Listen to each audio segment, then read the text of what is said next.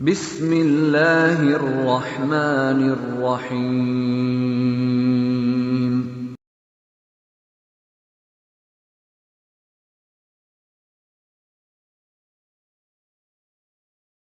Himpunan halaman 32 sekarang. Berarti 27 sampai 32 itu dianggap tidak terlalu ada syubhat lah, biasa aja. Sekarang halaman 32 yaitu haddatsana Abu Ghassan Al-Bisma'i wa Muhammad bin Musanna wa Ishaq. Halaman ini 36. Kalau himpunan itu halaman 32. Jangan sampai buka lagi, ini terusannya. Di himpunan yang ada inilah himpunannya, masih ada ini. Karena isinya hadis ini, cuman pemahamannya tok yang salah, sama penyusunannya ngawur. Comot sana, comot sini, sakarpe sing nyusun. Apakah sengaja untuk menyesatkan umat seperti itu, ataukah memang keterbatasan ilmunya? Kita husnudzon keterbatasan. Husnudzon aja. Tapi yang jelas salah pengertiannya, banyak salahnya. Sekarang himpunan halaman 32. Bunyinya haddatsana Abu Ghassan Al-Bisma'i wa Muhammad bin Musanna wa Ishaq bin Ibrahim qala Ishaq akhbarana wa qala al-akharan haddatsana Mu'adz bin Hisham qala haddatsana Abi an Qatadah Nabil Malih anna Ubaidallah ibn Ziyad, sesungguhnya Ubaidallah bin Ziyad ada menjenguk Ma'qil pada Ma'qil bin Yasar. Ma'qil bin Yasar ini sahabat Rasulullah, orang top ulama. Fi maradihi, di waktu sakitnya Ma'qil. Faqala lahu Ma'qil, lalu berkata pada Ubaidillah, siapa Ma'qil? Inni muhadditsuka bihaditsin, aku akan bercerita padamu suatu hadis. Laula anni fil maut, seandainya tidak sesungguhnya aku dalam kematian, mendekati mati, lam uhadditska bih, maka aku tidak bercerita padamu dengan hadis itu. Bihi, dengan hadis, yaitu sami'tu Rasulullah sallallahu alaihi wasallam yaqul, Rasulullah sallallahu alaihi wasallam bersabda. Yang ngantuk-ngantuk disenggol kanan kirinya, dilihat, dibangunkan biar konsen. Yaqulu, bersabda siapa Nabi, mamin amirin, tidak ada dari amir. Amirin, kembali ke depan, bab amara ya'muru, apa di depan, ingat apa enggak? Amir yang berhak memerintah, yali yang mengatur meramut amrul muslimin, urusannya orang-orang Islam. Ini bukan urusan agama tok, urusan masyarakat muslim semua. Amro itu umum. Tsumma la yajhadu, kemudian tidak berijtihad dia lahum, kepada mereka, maksudnya tidak sungguh-sungguh. Wa yansau, dan tidak nasihat dia, ila kecuali lam yadkhul, tidak masuk ma'hum, dia ma'hum bersama mereka muslimin, al jannah, ke dalam surga. Nah, sekarang perhatikan, dari ta'dil ini tujuan utama kita adalah ingin memperjelas makna keterangan dari himpunan yang dipakai oleh Jokam untuk menguatkan keyakinan Jokam. Nah, kita akan menerangkan sesuai dengan penjelasan yang sesungguh-sungguhnya, tidak ada yang dibitonahkan. Apa syubhat Jokam yang ada, kemudian bagaimana benarnya, bagaimana benarnya. Seperti hadis ini, ya, hadis ini perlu kita urut dulu. Anna Ubaidullah bin Ziyad, perhatikan di situ kita jelaskan di bawah ada syarah itu. Ubaidullah bin Ziyad ibnu Abi wa yulaqabu bi Abi Hafsin. Ubaidullah bin Ziyad ini dijuluki Abi Hafs. Huwa, dia iku walil Iraq, wali kota Irak. Nah, ada juga itu zaman dulu ya, halaman 37 itu. Dia huwa walil Irak, dia wali kota Irak. Li Yazid, wakilnya Yazid bin Muawiyah. Nah, Yazid bin Muawiyah. Yazid bin Muawiyah ini adalah siapa? khalifah pemerintah Islam, penguasa Islam setelah Muawiyah.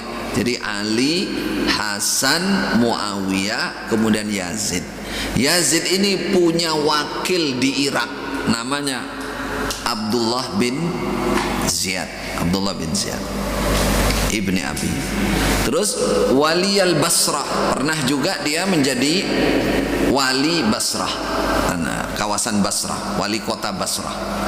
Sanata khamsa wa khamsin, tahun 55. Kama waliyah Khurasan, sebagaimana dia telah menjadi pengatur memerintah di Khurasan. Pernah juga di Khurasan, berarti pernah dia di Irak secara umum, terus pernah di Basrah, kota Basrah, pernah di Khurasan.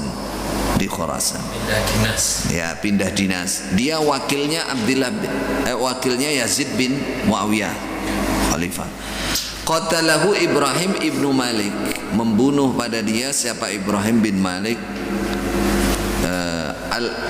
al-Ashtar an-Nakhai, tahun 67. Fi ma'rakatil Khazir namanya. Ma'rakanya kok dua, satu aja. Di dalam peperangan Khazir, nama suatu perang. Kenapa dia dibunuh? Salah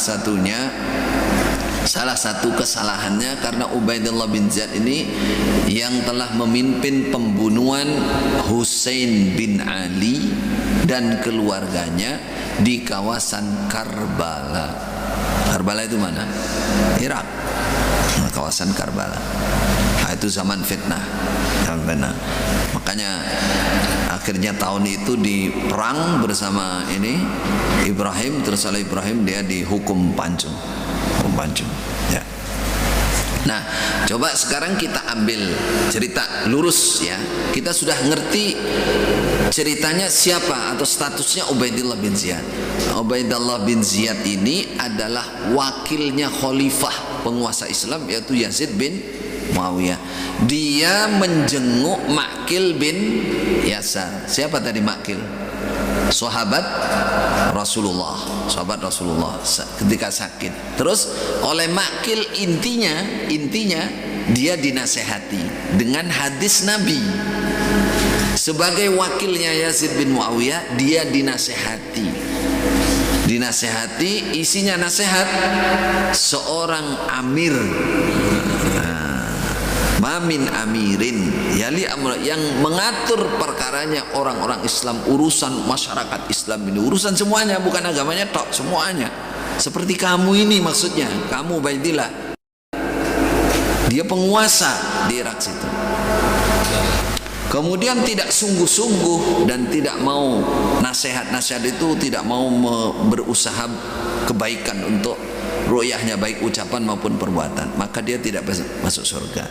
Yang kita ambil di sini satu, ini imam golongan yang tersembunyi. Apakah ini pemerintah Islam? Silakan dijawab.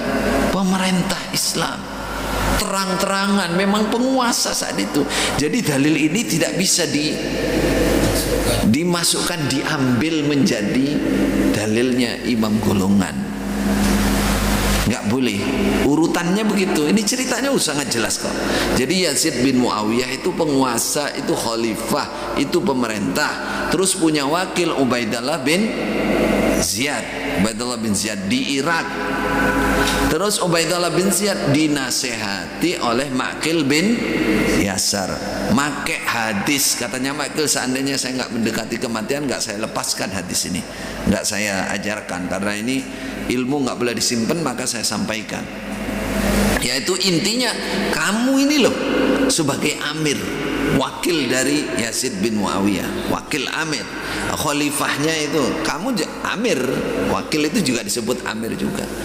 Kalau kamu nggak sungguh-sungguh di dalam meramu, kalau kamu nggak betul-betul ngurusi amrul muslimin, coba, ini bukan amrul din tok, semua urusan orang Islam, urusan kemasyarakatan, maka kamu tidak bisa masuk surga bersama mereka. Artinya disemangati di situ. Satu, jelas ya, hilangkan subhatnya. Dalil ini bukan amir-amir golongan, bukan. Dia amir penguasa. Satu. Karena ini kejadiannya Ubaidullah bin Ziyad sebagai wakil dari Yazid bin Muawiyah. Ya. Yang kedua, kata-kata thumma la yajhadu. Ini terjadi syubhat di jamaah bahwa imam punya hak berijtihad. Perhatikan, berijtihad yang ada hubungannya dengan seorang pengatur itu artinya berijtihad dalam mengatur, bagaimana ngambil sikap, harus begini caranya, bukan berijtihad urusan syariat hukum, bukan. Ini terjadi syubhat di jamaah. Jadi syubhat, pokoknya ijtihad semua harus izin amir, bukan. Itu sudah menjadi kesepakatan di dunia Islam, dunia keilmuan, dunia para ulama.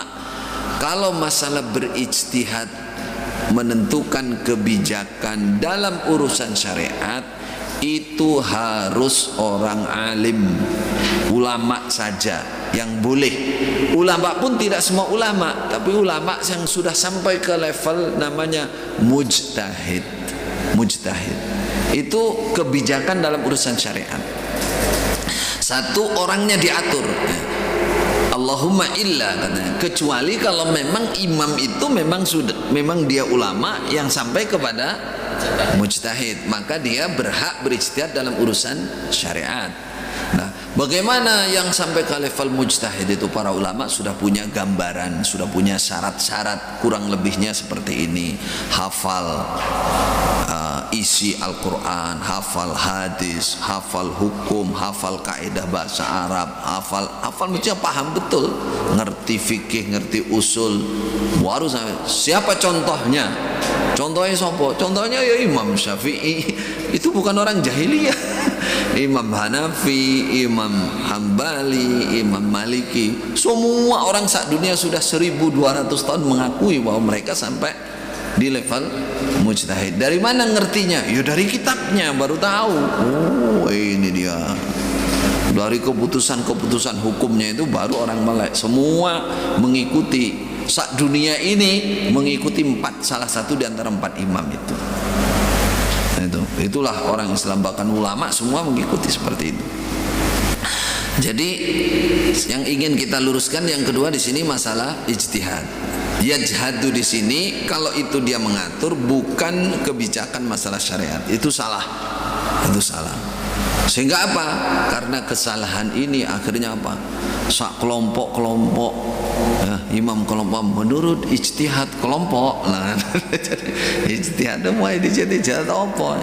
Nah, terus yang perlu saya tambahkan, ketika orangnya sudah ditentukan harus sampai level mujtahid, juga ada cara-caranya. Contoh kaidah umumnya, la majala lil ijtihadi fi ma'radin nassi. Tidak ada majal, tidak ada celah, tidak boleh berijtihad bagi siapapun ketika sudah jelas naskah dalilnya.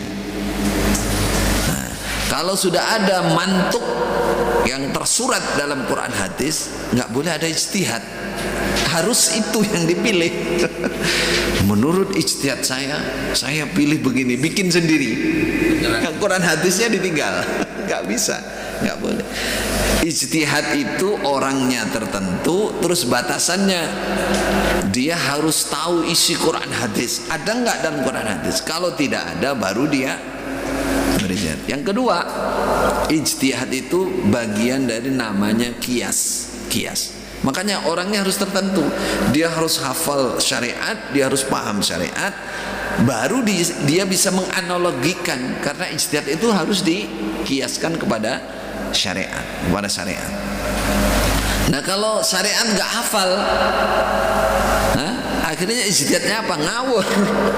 Wah, ini gak ono dalilnya, padahal ada. Atau ada dalilnya dia tahu tapi dia nggak ngerti maksudnya.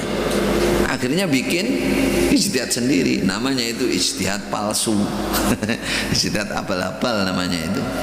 Wah, itu kalau urusan agama besar resikonya di hadapan Allah nanti, berat sebenarnya. Tayyib illa lam yadkhul ma'ahumul jannah. Insyaallah itu perlu diluruskan. Kemudian himpunan halaman 33. Lam yadkhul ma'ahumul jannah. Lam yadkhul ma'ahumul jannah. Terus khalidina fiha. Tidak masuk bersama mereka ke surga. Ini tidak menerangkan bahwa imam yang demikian itu terus kafir kekal di neraka, enggak. Hanya tidak bersama-sama. Kalau dia tidak kafir ya tetap masuk surga, walaupun lebih